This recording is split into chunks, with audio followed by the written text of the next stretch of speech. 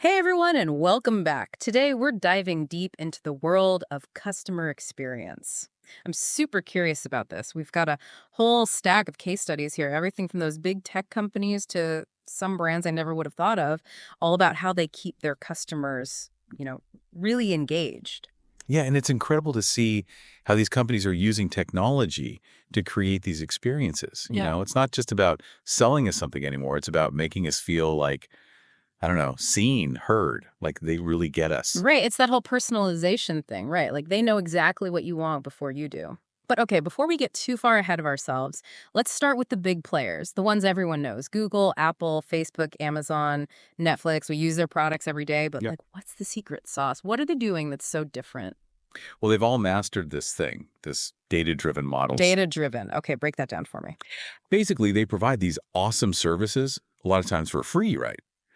But in exchange, they're collecting tons of information about us, our habits, what we like, even our emotions. Okay, yeah, that makes sense. But how does that actually work? Let's take Google, for example. They're everywhere these days. Right. And they've gotten really good at using that data, especially with artificial intelligence, like in advertising. hmm They're not just guessing what we might click on.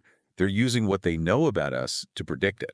It's kind of like, when you buy something on Amazon and suddenly you're seeing ads for that same thing everywhere.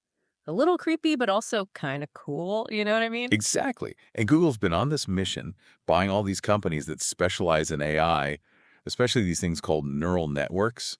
Basically, it's tech that learns and changes, kind of like how our brains work. So instead of programming a computer step by step, they're like teaching it to think for itself, using our data as the teacher.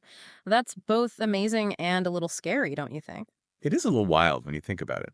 Okay, now let's switch gears to Apple. They've got this whole cult following. Yeah, people are obsessed with their iPhones, their MacBooks, like the whole Apple world. What's their secret besides the sleek designs and all that? Well, they've put a ton of effort into crafting this really cohesive, high-end experience every step of the way. Even just walking into an Apple store is an event. Right, and their customer service is amazing. Plus, they pour billions into research and development, always trying to invent that next big thing. Speaking of data and innovation, let's talk about Facebook. They've had their share of controversy, haven't they? Yeah, for sure, all that stuff with data privacy. But you can't deny they're good at what they do.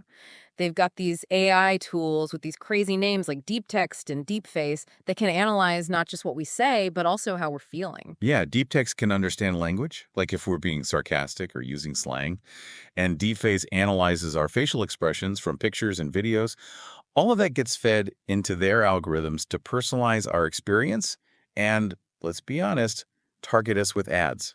Wow, it's really sophisticated stuff, but it makes you think, how much are we willing to share to get those personalized experiences? It's a trade-off for sure. Definitely something to think about. Now let's move on to another giant, Amazon. Seriously, they're everywhere these days. Online shopping, streaming services, and now even, wait for it, healthcare. Healthcare. Seriously, I did not know that. Yeah, they've got Amazon Care, their own telehealth platform. They've even filed a patent for Alexa to figure out if you're sick just by listening to your voice. Wow, that's both incredibly impressive and a little unnerving. It's like they're building this whole empire based on convenience and data. Yeah, they definitely know how to anticipate our needs, that's for sure. And finally, we can't talk about customer experience without mentioning Netflix.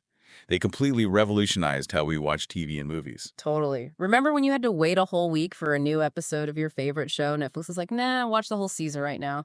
Exactly. They were pioneers in using data to give us personalized recommendations with their whole suggestion algorithm. And they haven't stopped there. They've moved from just licensing shows and movies to creating their own award-winning content. Okay, so we've got these digital giants all using technology and data in their own ways to create these really engaging experiences for their customers. But what about companies that aren't, tech giants? That's where things get really interesting. We're seeing companies in more traditional industries borrow from the tech playbook, and the results are pretty amazing. It's like they've figured out this whole new way to connect with us. Give people something fun, something they can share, and suddenly they're telling all their friends, like free advertising. Right, like when you find an amazing new restaurant and you just have to tell everyone about it, you become part of the experience, not just a customer. Exactly. And a perfect example of that is Nutella with their Hotel and Nutella. Okay, for those who haven't heard of this, it's a whole hotel in California dedicated to Nutella.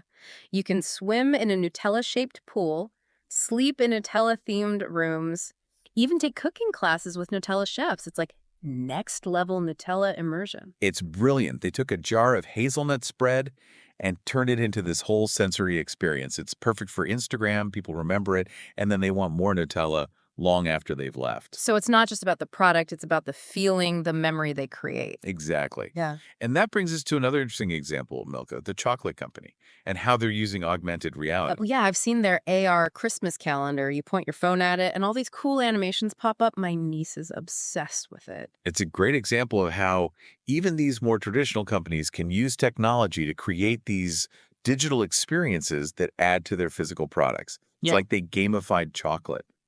And it really works, especially for younger generations who are all about technology. It's like blending the real world with the digital world, creates this whole new layer of experience. And it's not just about the tech itself, it's about using it to make things more fun, more memorable. Now let's talk about a company that really shook things up, Uber. Uber, they totally changed the game, didn't they? From hailing a ride on your phone to disrupting the entire taxi industry. Their strategy was actually really smart. They didn't try to be everything to everyone at the beginning. They focused on a specific type of customer, offering rides in those fancy black cars.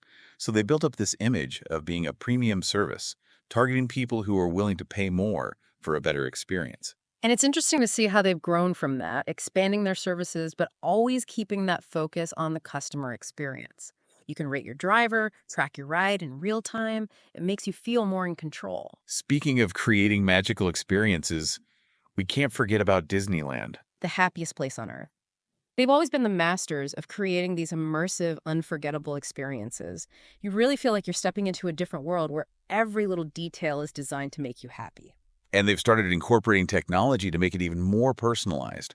They have this MyMagic Plus system where you can book your ride times in advance, reserve your table for dinner, and even have your name pop up on screens all over the park. It's those little touches that really make a difference. It's like they're saying, hey, we see you, we value your time, and we're going to make this as easy and enjoyable for you as possible. Okay, so let's talk about a company with a truly unique story, Airbnb. I mean, who would have thought that a couple of guys selling cereal out of their apartment would create this global hospitality giant? Obama O's and Captain McCain's. I love that story. It just goes to show you have to be creative and resourceful. They tapped into this big trend, the sharing economy. People are looking for unique, authentic experiences, and Airbnb connects travelers with local hosts who have all sorts of cool places to stay. And it's not just about finding a place to crash, it's about experiencing a new place, like a local, right? Getting off the beaten path, meeting new people. Exactly. Community, authenticity, feeling like you belong, those are all part of a memorable experience. Okay, last but not least, let's talk about a brand that's been around forever, McDonald's. They've had to adapt to keep up with changing tastes and all the new technology. Their Experience of the Future restaurants are a perfect example. Oh, yeah. I went to one of those. They have those self-order kiosks, table service, digital menus. It's not your parents' McDonald's. Exactly. And these changes aren't just about being trendy, they're about improving the customer experience. Yeah. The kiosks give you more options and cut down on waiting, and table service makes the whole thing more relaxed and enjoyable. It's great to see a company like that willing to change and evolve, embrace new technology, and really listen to what their customers want. So we've covered a lot of ground here, from these tech giants to global brands to companies that started from scratch. We've seen how data, technology, and a real focus on the customer experience can create something really special. It's clear that customer experience is more important than ever. It's not just an afterthought, it's a core part of how these companies operate.